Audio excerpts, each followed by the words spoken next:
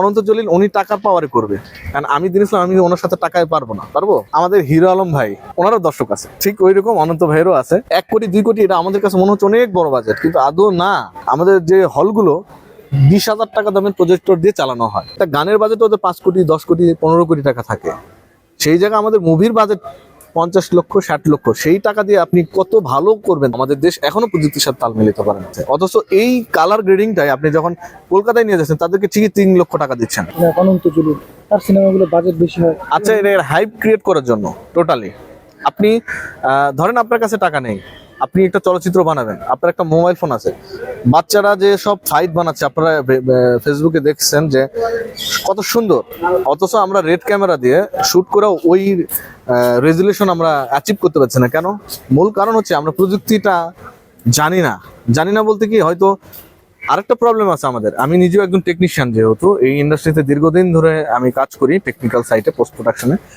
আমাদের যারা এই পোস্ট প্রোডাকশনে কাজ করে তারা অনেকটাই বঞ্চিত হয় টাকা পয়সার। আপনি একটা ছবিতে যদি উদাহরণ দিই আপনাকে, যে আপনি 7 দিন বা 1 মাস ধরে কালার গ্রেডিং এর কাজ করবেন, তো 1 মাসে যদি আপনাকে 50,000 টাকা দেওয়া হয়, আপনি নিশ্চয়ই করবেন না, কারণ আপনার ভাড়া আছে, আপনার চলাফেরা আছে, অনেক কিছু আছে। অথচ এই কালার গ্রেডিংটাই আপনি যখন কলকাতায় নিয়ে যাচ্ছেন তাদেরকে ঠিকই 3 লক্ষ টাকা দিচ্ছেন, তারা কিন্তু 15 দিন 16 দিনে কালার গ্রেডিং করে প্রফেশনাল ওয়েতে দিচ্ছেন।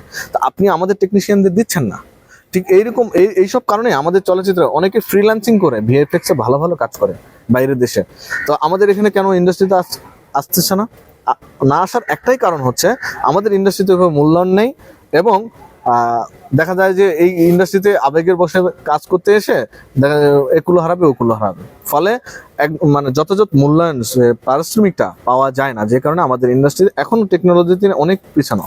আপনি আমার ট্র্যাপ মুভিতেই দেখেন, আমি যেসব টেকনোলজি ইউজ করছি, আমাদের হলিউড স্ট্যান্ডার্ড, এখন হলিউডের যে প্রযুক্তি ব্যবহার করছে আমরা ওই প্রযুক্তি দিয়ে ব্যবহার করার চেষ্টা করেছি। আপনি বিহাইন্ড দ্য সিন আপনি ইউটিউবে দেখতে পাবেন যে আমরা ট্র্যাপ কি প্রযুক্তি ইউজ করছি। ট্র্যাপ 1-এ ওটাতে 3D modelling, rigging, animation, camera projection, matte painting, set extension digitally.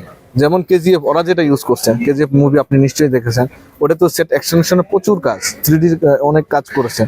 তো আমাদের প্রযুক্তির উন্নয়ন থাকতে হবে, ভালো গল্প থাকতে হবে, ভালো মেকিং থাকতে হবে, এভাবেই এগিয়ে যাবে আমাদের চলচ্চিত্র। হ্যাঁ, ডেফিনেটলি মার্কেটিং আছে একটা জিনিস খুবই গুরুত্বপূর্ণ।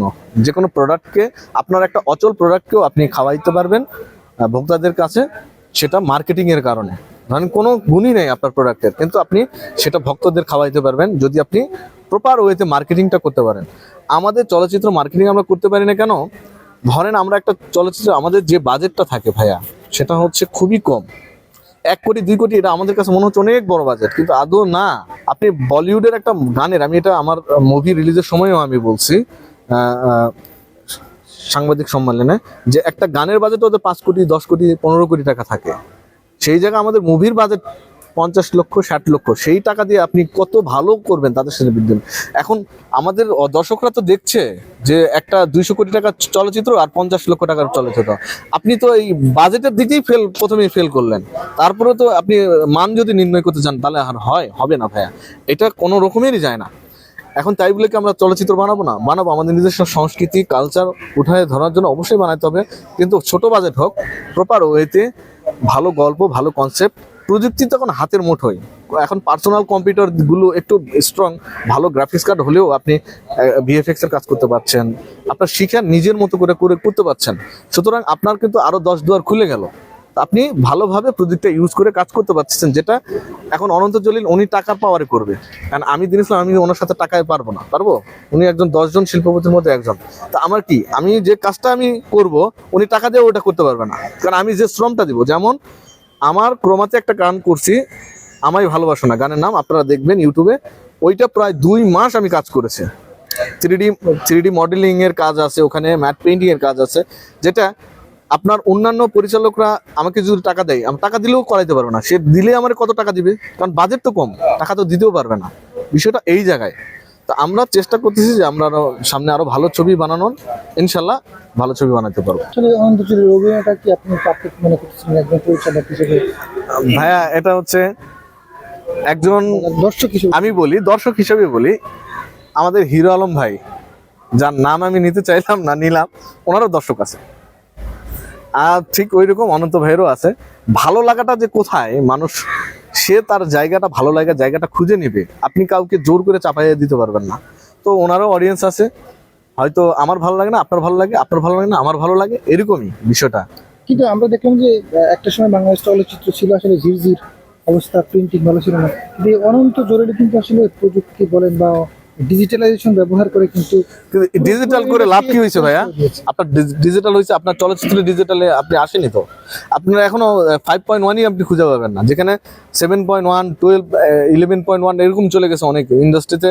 অনেক বড় বড় জায়গা মানে যেগুলো বাইরের দেশগুলো, সেগুলো তো আরো উন্নত। তা আপনারা কি ডিজিটাল করছেন যে এখনো 5.1? আর আমাদের দেশের চলচ্চিত্র যেগুলা, আমরা তো যেগুলো তৈরি হয় সেগুলো তো আমরা প্রযুক্তি নির্ভর, আমরা তো ওইভাবে দিতেও পারি না, এটাও সত্যি। আমরাও দিতে পারি না, যে কারণে হয় না। আমাদের যে হলগুলো 20,000 টাকা দামের প্রজেক্টর দিয়ে চালানো হয়। আপনারা হলে খোঁজখবর নেন, যেখানে ভালো চেয়ার নাই সেখানেও মানুষ চলচ্চিত্র দেখার জন্য যায়। তো আপনি কখন মোবাইল ফোনে দেখা, ইউটিউবে দেখা, বা বাড়িতে 72 ইঞ্চি টেলিভিশনে দেখা আর সিনেমা হলে দেখা কিন্তু রাত দিন পার্থক্য। যখন আপনার সারাউন্ডিং সাউন্ড হবে, তখন আপনার মাথার ভিতরে সাউন্ডগুলো ঘুরবে, তখন দেখতে মজা লাগবে অন্যরকম। কিন্তু আপনি যদি ফ্ল্যাট স্টুডিও মনেও যদি আপনি দেখেন, তাহলে ওই যে মোবাইলেও দেখা, টেলিভিশনেও দেখা, আর ওই মানে স্টুডিও হলেও দেখা, সেম কথা। হয়তো হলে বড় বিগ সাউন্ড, বাড়িতে হয়তো একটু সাউন্ড কম, পার্থক্য এতটুকু। তো প্রযুক্তির সাথে তাল মিলাইতে পারেনি এখনো, আমাদের দেশ এখনো প্রযুক্তির সাথে তাল মিলাইতে পারে না। সংবাদ, ফিচার ও অনুষ্ঠানের জন্য ভিজিট করুন সংবাদ প্রকাশের ওয়েবসাইট এবং যুক্ত থাকুন ফেসবুক পেজ ও ইউটিউব চ্যানেলের সঙ্গে।